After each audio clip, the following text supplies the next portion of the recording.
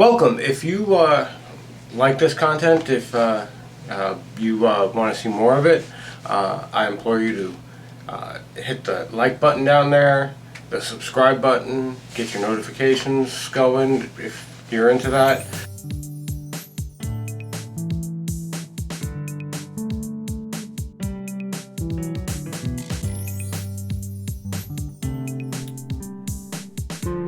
Welcome back, everybody, for Comfortable Lies.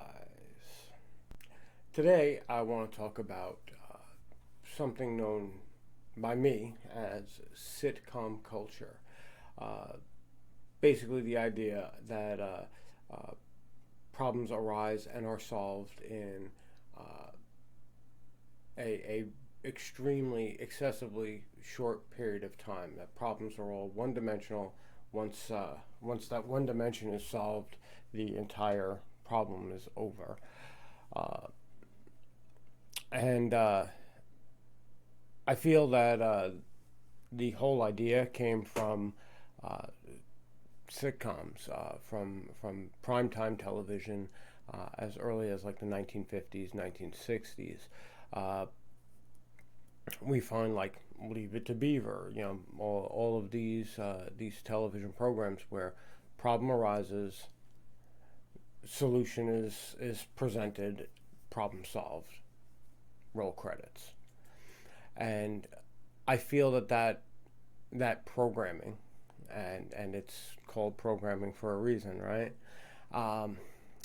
Has changed how people see their problems and see solutions to their problems. When 2020 had happened, the giant mess that it was from January all the way to now. I mean, and we're out of 2020 and problems are still here, right? But people were championing, oh, I'm sick of 2020. I can't wait for 2021. It's going to be better. It's, once New Year's happens, we're never going to talk about 2020 again. That's this culture. That's this programming. That, oh, big event that has really no relevance whatsoever is going to happen, and then that's going to change everything, and nothing has really changed. I think it's very important for people to realize, accept, and understand that nothing has changed. The changing of regime, person who holds the president's position in the United States has changed, but nothing has really changed at this point. Granted, he hasn't been sworn in yet. That happens tomorrow, from when this is posted. Noon. I wonder what chaos will ensue. We'll find out if next week I'll be just talking about the inauguration, I guess. But as of now, the decision that the regime change is going to happen, and everyone is all excited about, how everything's going to be different now that Biden's president as opposed to Trump. The same as everything's going to be different now that it's 2021 and not 2020. But nothing is different. It's all the same. That's the problem, is that people, they attach themselves to the idea that some marker in time is going to be the definitive thing, that things change. And that's generally never the case. Any good student of history will tell you that it's not, this is the point where it was no return and everything was changed over. It never happens in history. It doesn't work that way. But you've been programmed to think that. And I can't say it's your fault. I mean, all these ideas, all these things have been pushed on to the American people since before anyone who is coming of age, anyone who's middle-aged like me, or anyone who is even like 10, 15 years older. Since before any of us were born, this has been the part of the American way, the sit down at prime time and watch TV with your family, because that's what middle class America does. And if you're unable to do that, then you're not, you know, the best of America, the middle class. When we look at uh, how this really progresses, though, um, there's a lot of hope and expectation, and not a lot of follow through and no accountability, and all of these things really lead to a very, very dark place for humanity as a whole, let alone the American people. Uh, when when the election happened, and all the ruckus around the election happened, people segregated themselves off into groups.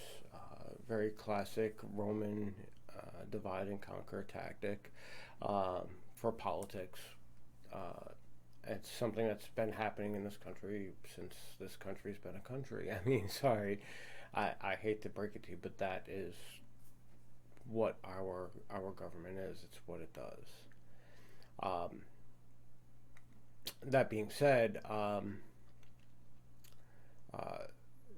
it's no longer really an issue of the people being played like a fiddle. They play themselves at this point. We live in the information age. There is really no excuse for not uh, taking anything not taking anything anyone says for granted. You don't have to do that anymore. You can literally check for yourselves. And yet, uh, we have our social media beleaguered by what would be best called as biased fact checkers, and it's obvious that the conversation that people should be having is handicapped for it. Now, a message from our sponsor. The Sacred Agora, your one-stop shop for musical instruments, music lessons, art, and graphic design. Please visit us at thesacredagora.shopify.com. And thank you.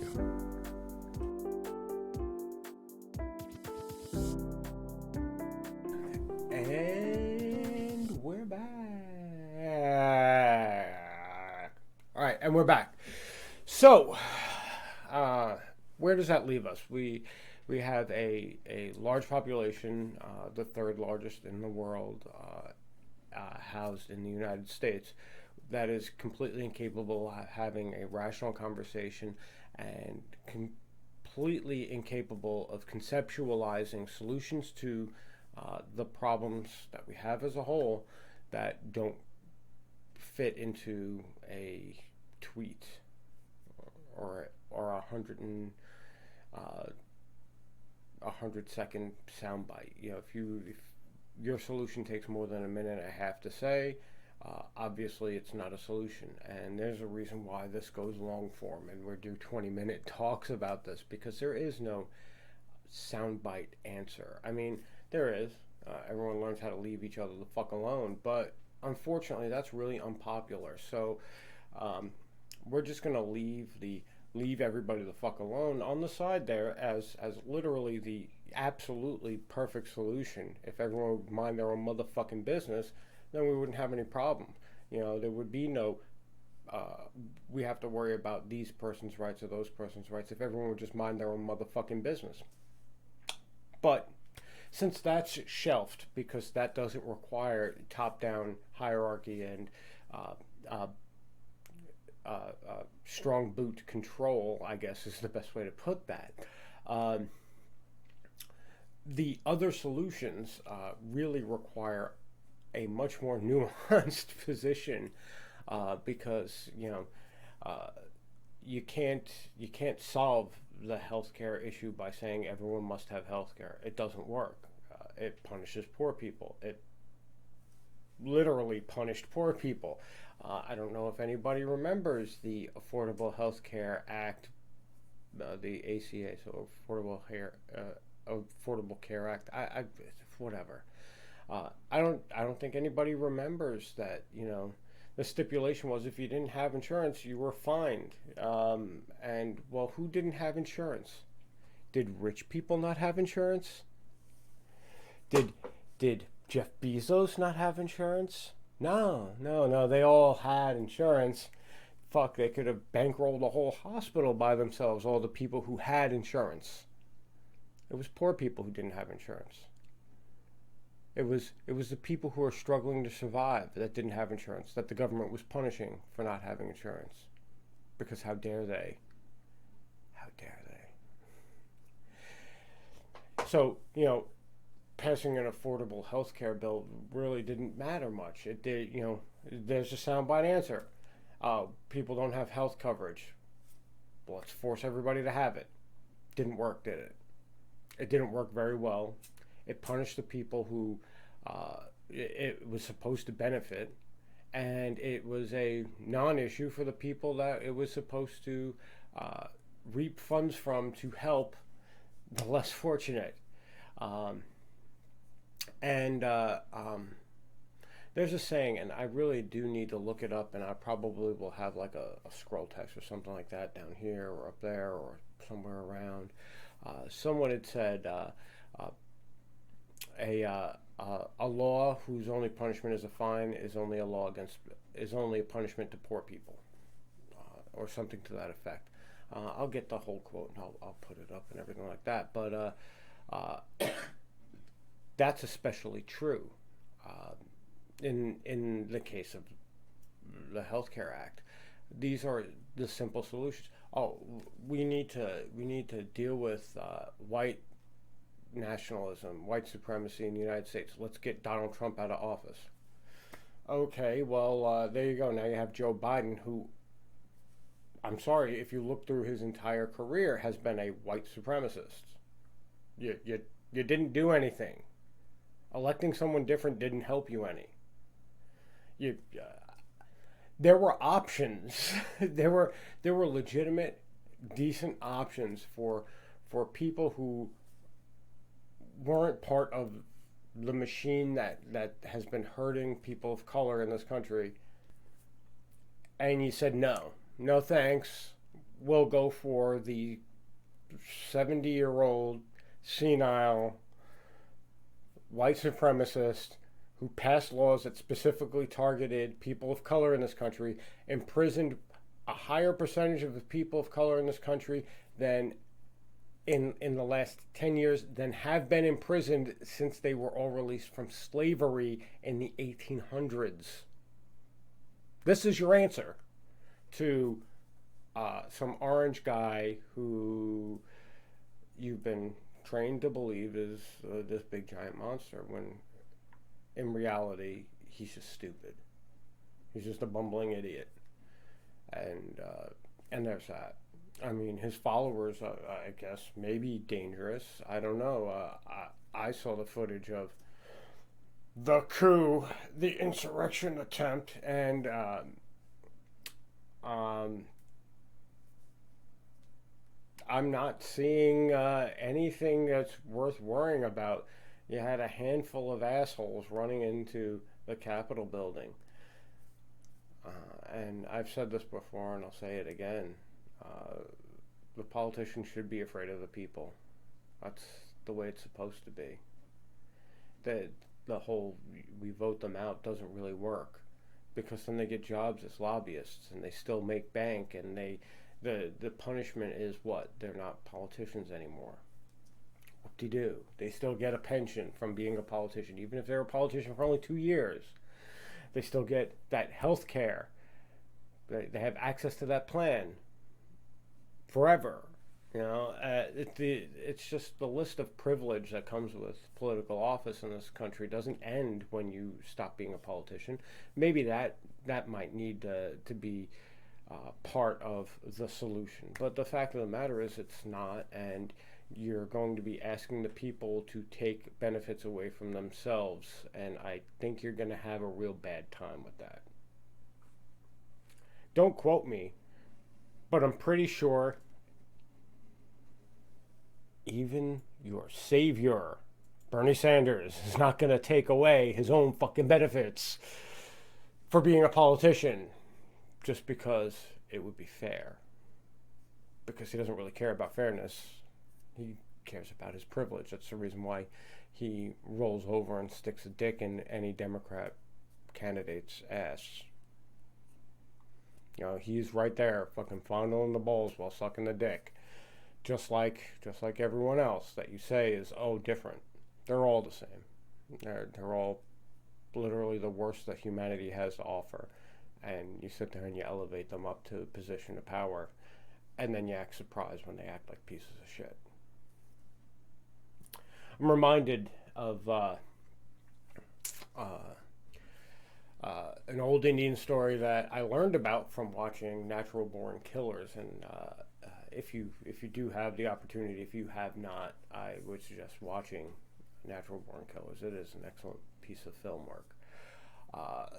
Mickey and Mallory Knox, they're on the run. You know, they're not the heroes of the movie, obviously, and they come across this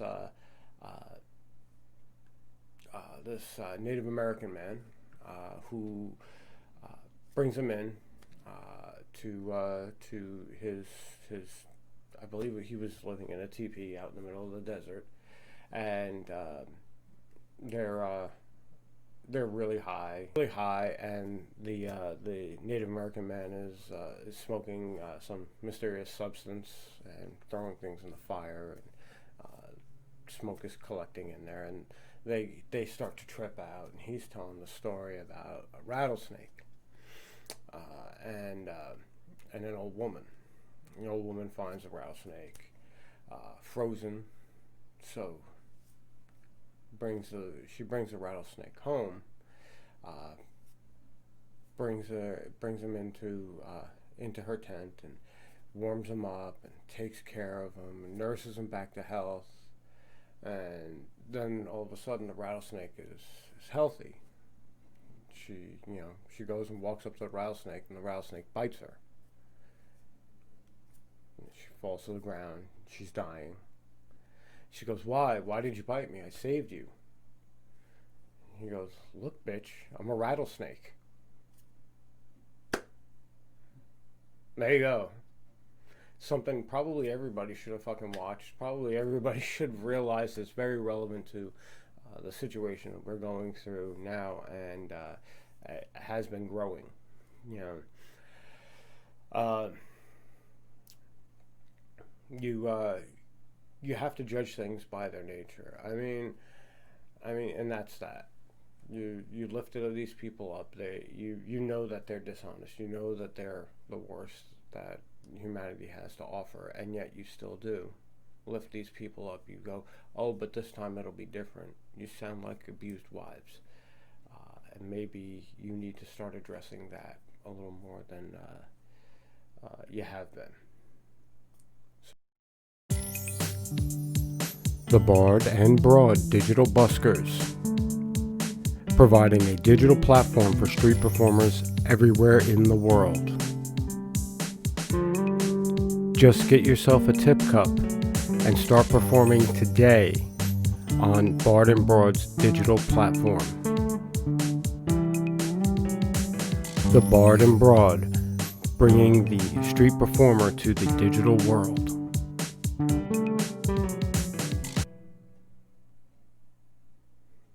New year, new me. Here's your comfortable lie, I suppose.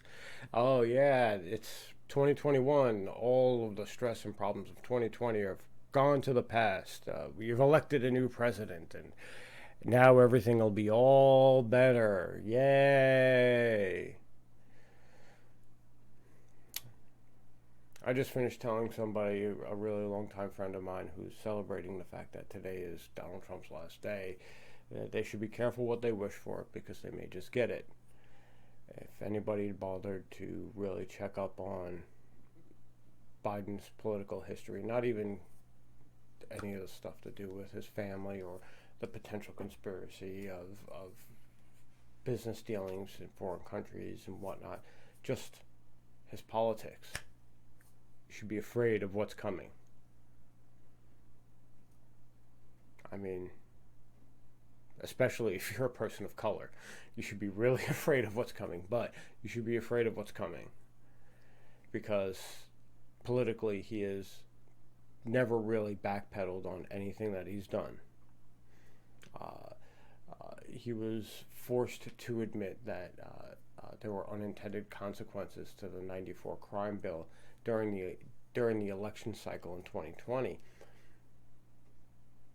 But is that really sincere, since he was in a position for 8 years to promote removing the crime bill because of the unintended consequences,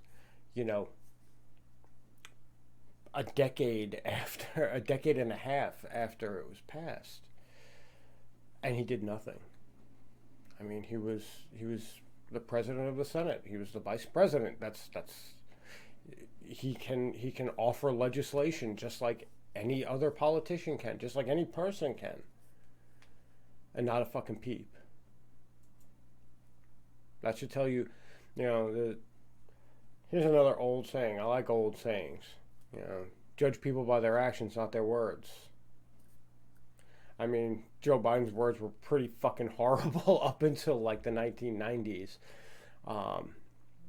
Up and through the 1990s. It wasn't until 2008 when he was the vice president to Barack Obama that he just managed to keep his mouth shut for the most part when it came to anything regarding race, because, well, no one really brought it up. They were too busy fawning over Barack Obama. Obviously, Joe Biden can't be racist. Why would Barack Obama have him as a VP? Yet another complete misunderstanding of how American politics works. The president doesn't choose his vice president, the party does. Jackasses. So, well, stay safe. Be good out there. Maybe, think for yourselves a little bit. Is that asking too much? Do the best you can.